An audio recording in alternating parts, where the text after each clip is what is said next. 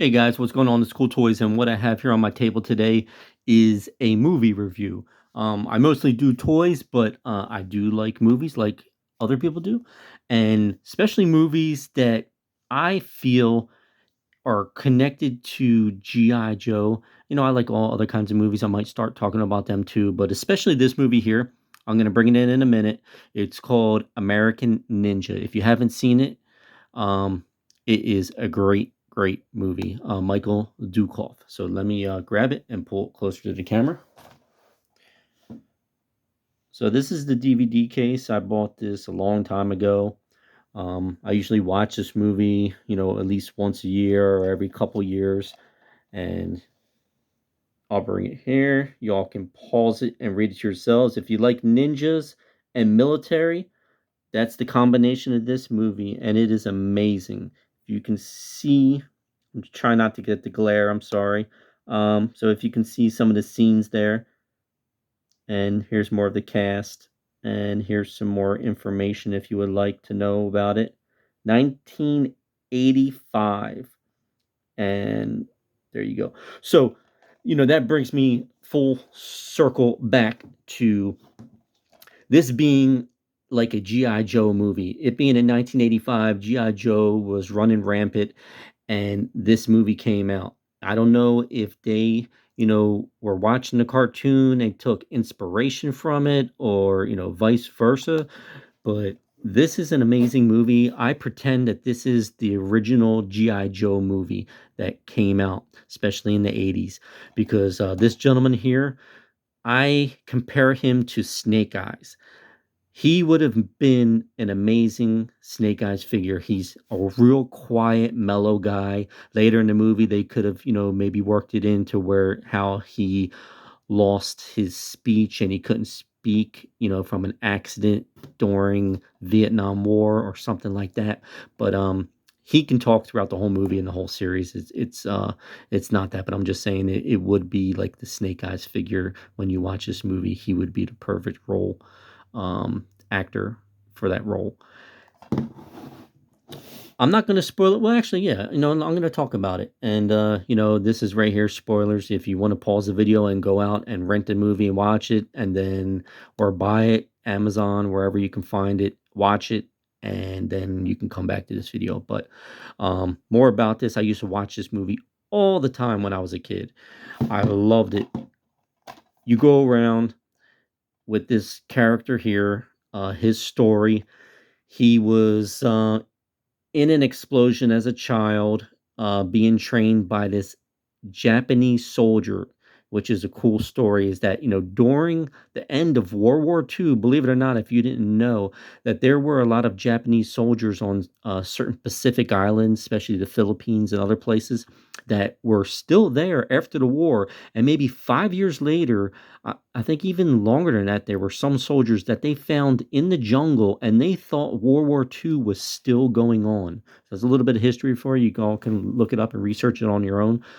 History Channel, I think, did an episode about it. That Japanese soldiers were still running around in the jungle thinking that World War II was still going on, but they were told, "Hey, the war's over, so you can calm down now. Go back to your family or whatever." So this Japanese soldier is training him as a child in the woods because he was found there after an explosion happened at a mining camp, and he trains him in the martial arts. This Japanese soldier is an expert, and he teaches everything he knows to Michael Dukov. Um, in the movie, they just refer to him as Joe, and there you go. There, G.I. Joe, but his name is Joe, and that's an awesome name, and it fits perfect for the whole scenario of G.I. Joe. Throughout the movie, he gets older. Well, actually, no, he was trained. I think he was training with the Japanese soldier. Then he got hurt, and then the people, the construction workers, took him to a hospital, and I guess he went to foster families. They don't show that part of it, but they speak about it briefly that he went to different foster families. It didn't work out. Finally, he was getting in trouble with the police. I think he even dropped out of high school, and the judge basically said, "Hey, you have a choice: join the army or go to jail." And That's true. I've heard that before from other people that that was kind of the story back then. If you got in trouble and you're a young kid around 18 to 21, the judge would basically say, you know, hey, I don't want your life to be ruined by going to jail. So, you know, if you join the army or a different branch of the military, we'll just, you know, we'll just forget these charges and you just finish your career in the military and maybe it'll turn your life around, which is a great idea, you know, for some people. It depends on what crime they committed, of course. Hopefully, no one was injured in any crimes. But back to the story. Uh, he ends up joining the army, and you can tell he doesn't like it. He's a loner. He's not getting along with the other guys in the army. And when you're in the military, you want to. Some guys do want to stay quiet and be by themselves, but you know, when you're part of a team, they don't let that happen necessarily. You know, at least during active duty hours, you know, maybe on your off time, when you're out in town for the weekend, when you have liberty, and, you know, then you can be an individual and do whatever you want, you know, have a girlfriend and travel and things like that. But, you know, when you're at work, you know, you're part of the team and you have to follow orders, especially the guys that are older than you and higher ranked than you. Sometimes guys that are younger than you and that are higher rank, which is even more frustrating. But anyways, um, I don't. Let me see. What time are we at? We're at 6 minutes. Yeah, I'll keep talking about the movie. Let's see. So he's not getting along. He's kind of getting into a convoy. Yeah, that's right. He was getting into a convoy, into a truck rather, and they were going on a convoy mission, and they're going through the jungles. It actually looks like they're on an army base in the Philippines. And back in the day, we did have military base in the Philippines, and they're starting to do that right now again. And during this convoy, the truck is driving down the road, and these construction workers are blocking the road. And they see that there's about 8 trucks, and these construction workers are actually pull a vehicles in front of them to block them off and behind. And Joe notices it. You know, he's very observant, and he notices that hey, this is starting to look strange. The situation that they're in, something shady's going on, and I'm not gonna tell you scene by scene by scene, but let's just say that the construction workers are trying to steal what's in the convoy, and the convoy is hauling weapons and ammunition, and they want it for their army, the renegades, the guerrillas army. Though they tried to take the truck, but Joe, he does not like that, and he's not going to let it happen. He starts to attack the construction workers, even the other soldiers. They start to attack the construction workers, and believe it or not, um, the army guys are starting to win. You know, they didn't have any weapons with them during this convoy, which is another strange thing. You know, they're on this convoy with all these weapons, but they don't have any weapons on them themselves, as far as I remember. Wait, you know what? They did have weapons. They had some. Sorry, they had some M16s, but they were not using them against the construction workers. They were just fighting them, you know, hand to hand. So then all of a sudden the construction workers are losing, and then these ninjas just pop out of nowhere. It's like, here we go. It's getting interesting. So the ninjas jump down, they start attacking the soldiers, and then they start killing the soldiers. Man, they were starting to get violent, like stabbing them in the gut and wrapping chains around them. And there's some awesome action in this movie. If you like ninjas and military, I'm telling you, this is the movie to watch. It is amazing.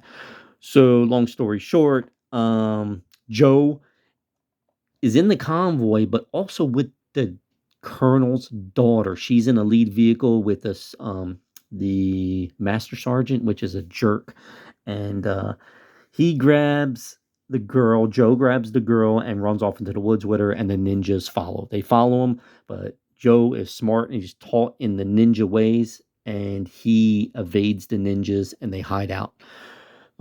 There's more to it. You watch the movie, you'll see. So I'm gonna jump forward a little bit. I'm just running off. I don't have this written down as a script or anything. I'm just going off of memory from me watching this movie. So long story short, Joe saved the girl, rescued her, brings her back, drops her off. They get a lift, and then The girl goes back home and she thanks Joe and all that, but he's real shy. But you can tell the girl likes him. Joe goes back to the base and he's in big trouble. The first sergeant calls him over to the colonel's office, and you would think that the colonel would be thanking Joe, but he isn't. He's pissed because soldiers died. And maybe if Joe would have just stayed cool and just gave up everything in the convoy, then no one would have died. So he's in big trouble. The colonel tells him, "Hey, they're gonna bring him up on charges, and his career is over." So basically, he's screwed his whole career. So they put him on crap detail, picking up trash, and he works in the motor pool, working on trucks and things like that.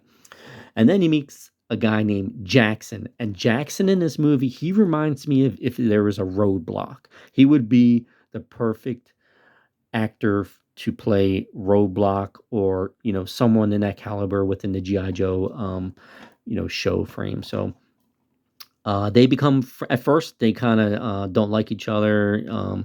Joe's kind of a go lucky guy, but they keep messing him, pushing him, and then they finally test him. They're like, "Hey, man, you think you're such a tough guy? Prove it."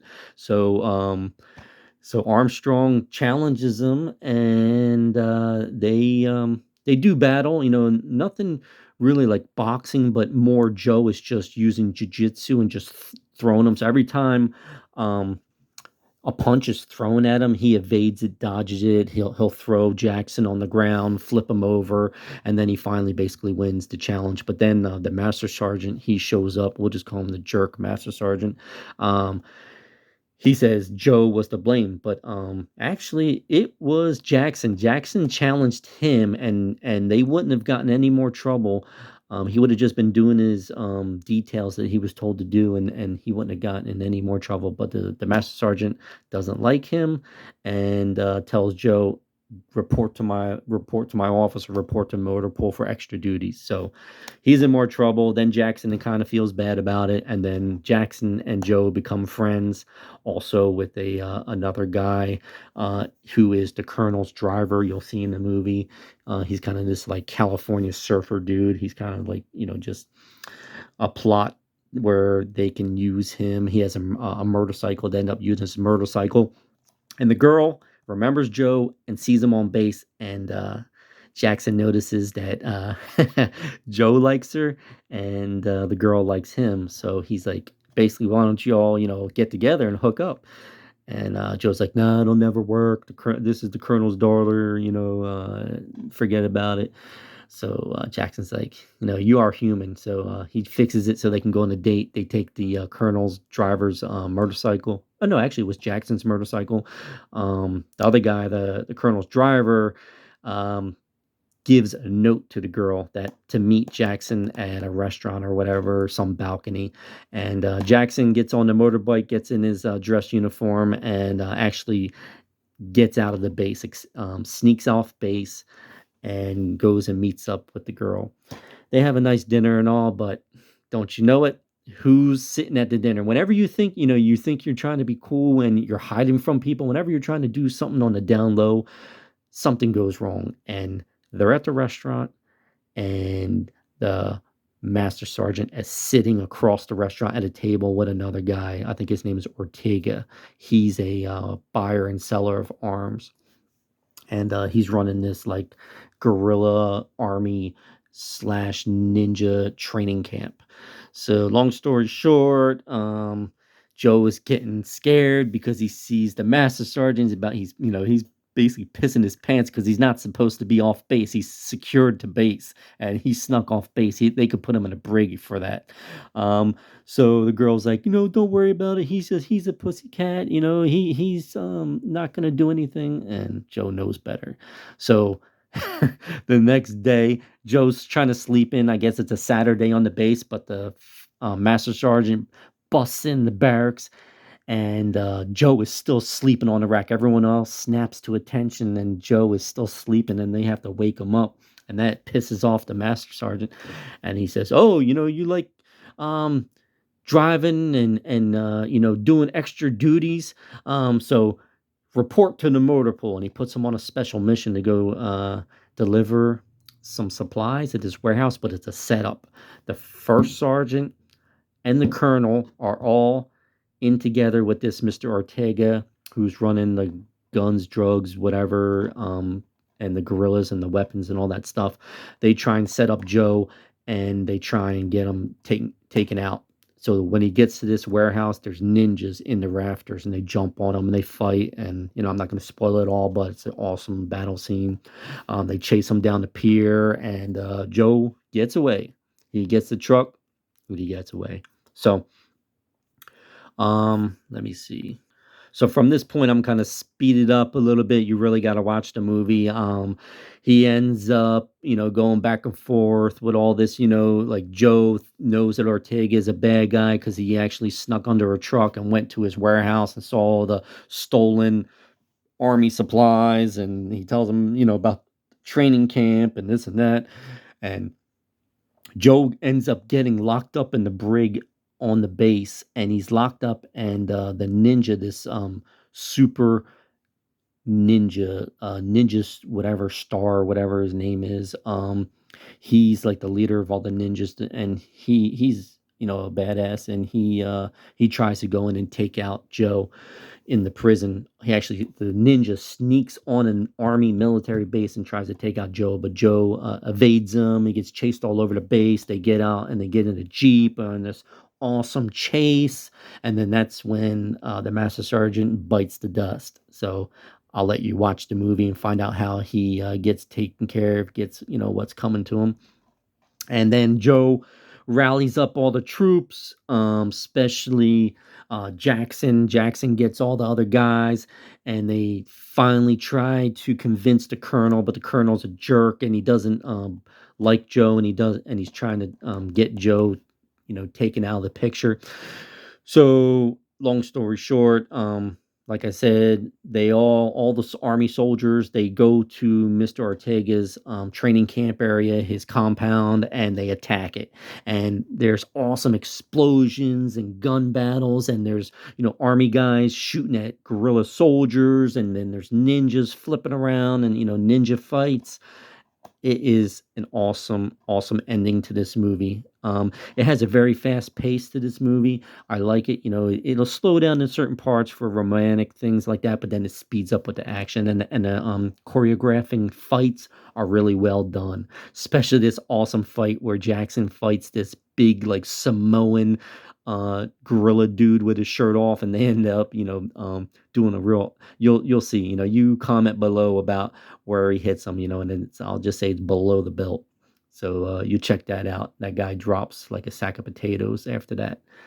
Jackson laid it to him. Long story short, you go back, he meets up with the mentor in the beginning of the movie.